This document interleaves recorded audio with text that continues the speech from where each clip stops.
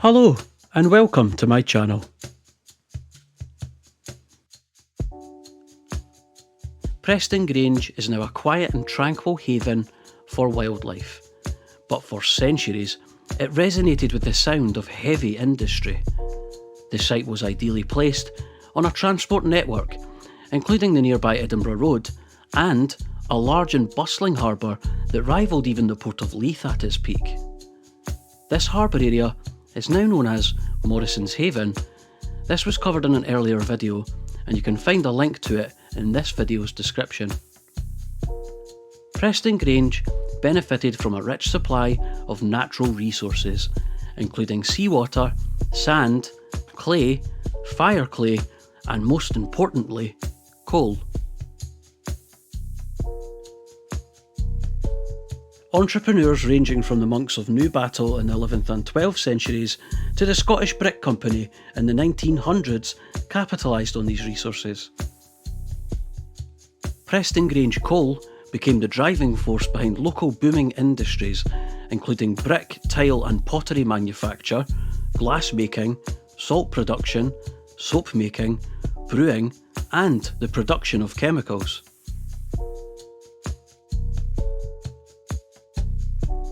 The colliery supported a wide range of jobs from miners to managers, including engineers, surveyors, safety officers and canteen staff. Roles were specialised and employees were required by law to undergo professional training to maintain complex systems on the surface and underground.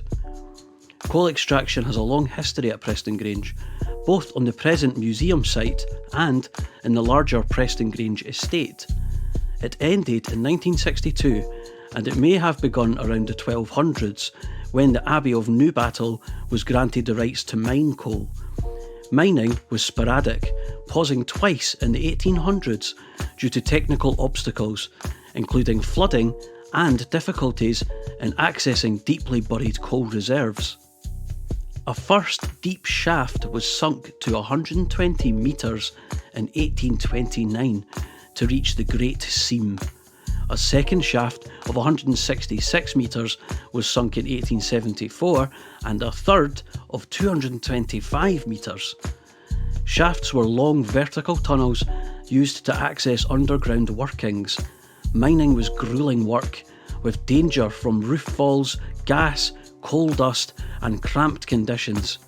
The first mechanised coal cutter was used in the dual seam at Prestongrange in the 1890s.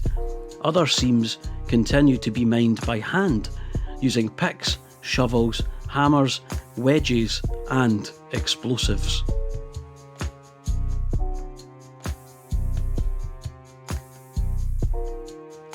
Flooding of underground mine workings was the biggest obstacle to expansion at Prestongrange and was finally overcome in 1874 with the installation of a beam pumping engine. It could extract almost 3,000 litres of water per minute, allowing previously inaccessible reserves to be mined. At closure, the colliery extended almost 2 miles under the Firth of Forth. The colliery surface buildings included the beam engine, electricity building, powerhouse, winding engine, bathhouse and canteen. The canteen is actually now the visitor centre. Other structures, including the head frame and the Norton washer used to clean and grade coal, were demolished. They had already been badly damaged by fire in January 1960. In 1952, the workforce peaked at 700 and the new pithead baths were opened. The Cornish beam engine is the last in Scotland still located on its working site. It was built in Plymouth in 1853 and worked in 3 mines in the southwest of England before being dismantled, shipped and installed here in 1874.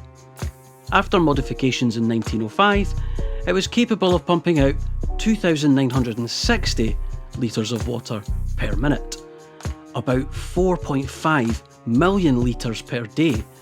It was used until 1954 when it was replaced with electric pumps.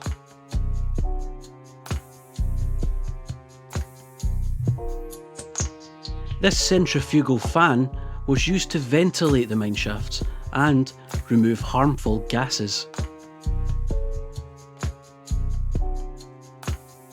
From the 1700s until 1975, Prestongrange manufactured bricks, tiles and salt-glazed pipes which were sold around the world.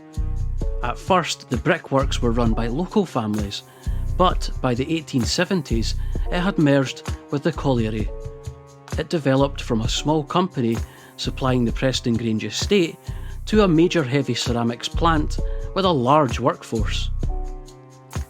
After the pit closed in 1962, the Scottish Brick Corporation operated the Brickworks until it closed in 1975. The Summerlee Iron Company built the Hoffman Kiln in 1937. It increased production, making the Brickworks the biggest industry on the Prestongrange site between 1947 and 1961. The brickworkers had a dangerous job. Smoke from the round-down draft kilns contained toxic dust. Workers were constantly at risk of lung disease and heavy metal poisoning. When the Hoffman Kiln opened, there were even new dangers.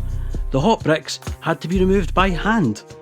The Hoffman Kiln burnt team protected their hands from hot bricks using grips cut from the soles of old leather boots. The Hoffman Kiln allowed the site to produce bricks by a continuous process. It replaced an earlier continuous kiln on the same site. This was made possible by both technical innovations and locally available raw materials. Coal from Prestongrange was used to fire the bricks, tiles and pipes in the kilns, and the kilns themselves were made from local bricks. Salt produced locally was also used to glaze pipes. There are several steam and diesel engines housed in the engine shed, but unfortunately, due to the poor condition of the roof, it's closed to the public. A new building has been constructed on the site, and it's anticipated that the engines will be moved to the new building by the fourth quarter of 2023.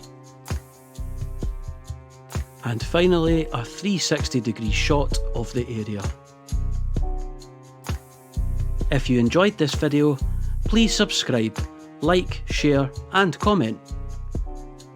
Subscribing to my channel will allow you to stay up to date with all the latest Drone Man Scotland content. Hopefully, I'll see you again soon. Bye for now.